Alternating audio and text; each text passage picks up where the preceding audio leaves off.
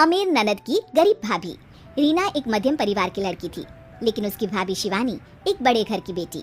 शिवानी की शादी अभिषेक से लव मैरिज थी।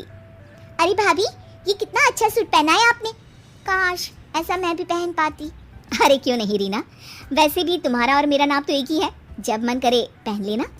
भाभी, आपको आपके पापा ने कितने अच्छे कपड़े गहने दिए हैं। मैं उनकी इकलौती बेटी जो हूँ। बेटी तो मैं भी इकलौती हूँ, लेकिन क्या करे, पापा है नहीं, पता नहीं कैसे होगी मेरी शादी। तभी वहाँ शिवानी की सास आ जाती है। अरे क्यों नहीं करेगा भाई तेरी शादी धूमधाम से, आखिर जिम्मेदारी है तो उसकी। और वो दिन भी आ जाता है जब रीना की शादी तय हो जाती है। अभिषेक, क्या हुआ? आप इतने परेशान तो कभी नहीं दिखे, कोई बात है तो बताइए मुझे। अरे शिवानी, वैसे तो शादी का सारा इंतजाम हो गया है, लेकिन गहनों का रेट तो आसमान छू रहा है। कैसे क्या करूं, कुछ समझ में ही नहीं आ रहा। थोड़ी देर में शिवानी अपने पूरे गहने अभिषेक के सामने रख देती है। ये लीजिए, गहनों का इंतजाम भी हो गया। अरे नहीं नहीं शिवानी, मैं ये गहने किसी हालत में भी नहीं ले सकता, ये तुम्हारे पिता ने तुम्हें दिया था और तुम हो कि। तभी वहाँ सास आ जाती है। अरे तो क्या हुआ, इसकी तो हो गई ना शादी, अब किसे दिखाने हैं इसने गहने। सास गहनों का डिब्बा शिवानी के हाथ से लेकर वहाँ से चली जाती है। रीना की शादी धूमधाम से होती है और अब वो बड़े घर की बहू बन जाती है। वहीं रीना की शादी के बाद शिवानी और अभिषेक उसकी शादी के कर्जों से डूब जाते हैं। मैं सोच रही हूँ नौकरी करनी शुरू कर दूँ, वैसे भी पढ़ी लिखी हूँ, आपकी थोड़ी मदद भी हो जाएगी। वैसे शिवानी कुछ दिन कर लो तो अच्छा ही होगा, क्योंकि ज़रूरत भी है। अब शिवानी भी नौकरी करने लगती है और घर खर्चे में अभिषेक का हाथ बटाती है। एक दिन शिवानी, रीना का फोन आया था, कह रही थी कि आने वाले त्योहार में उसके ससुराल जाना है। ठीक है माँ। अरे ठीक तो है, लेकिन एक काम कर लेना, उसके सास ससुर से लेकर पूरे खानदान के कपड़े मिठाइयाँ सब ले आना, और हो सके तो रीना के लिए छोटे से कान में पहनने के बूंदे भी।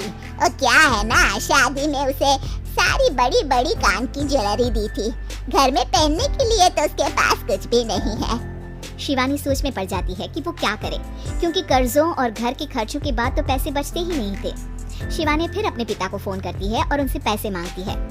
देखो शिवानी, मैंने तुम्हें शादी के वक्त ही मना किया था कि ऐसे घर में शादी करनी ही नहीं चाहिए। अरे अभिषेक को शर्म आनी चाहिए जो ससुराल से पैसे मंगवा रहा है। शिवानी को पिता की बात पर गुस्सा आ जाता है। आप मेरे पिताजी हैं और मैं परेशान थी इसलिए आपसे मदद की उम्मीद की पापा।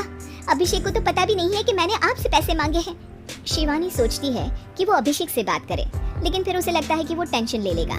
तभी शिवानी की नजर हाथ के कंगन पर पड़ती है, सीधे बाजार जाती है और उसे बेचकर ननद के घर ले जाने का सारा सामान लेकर आती है और सास के सामने रख देती है।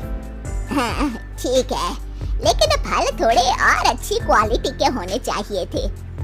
शिवानी कुछ नहीं कहती, वहाँ से चली जाती है। एक दिन शिवानी, रीना का फोन आया था, बहुत रो रही थी। क्यों माँ, क्या हुआ? सब ठीक तो है ना उसके ससुराल में? अरे तूने तो उसकी नाक ही कटवा दी। अब मैंने क्या कर दिया माँ? कह रही थी कि बड़े घर की बहू है भाभी, जो कपड़े दिए वो ब्रांडेड भी नहीं थे। तू तो जानती है ना उन लोगों का पहनावा कितना अच्छा है। तू तो मेरी बेटी का भला कभी सोचती नहीं। हाय भगवान, अरे बड़े घर की बहू है, इसी बात की जलन है ना तुझे, लेकिन याद रख मेरी बेटी का सोचने के लिए भगवान है, तुम लोग कभी उसका बुरा नहीं कर पाओगे। अब शिवानी के मन में सवाल था कि क्या ईश्वर सिर्फ रीना के साथ है, उसके साथ नहीं? लेकिन उसे सुकून था कि वो अभिषेक के साथ उसकी जिम्मेदारियों को निभाने में बराबरी की हकदार है। शिवानी वहाँ से चली जाती है।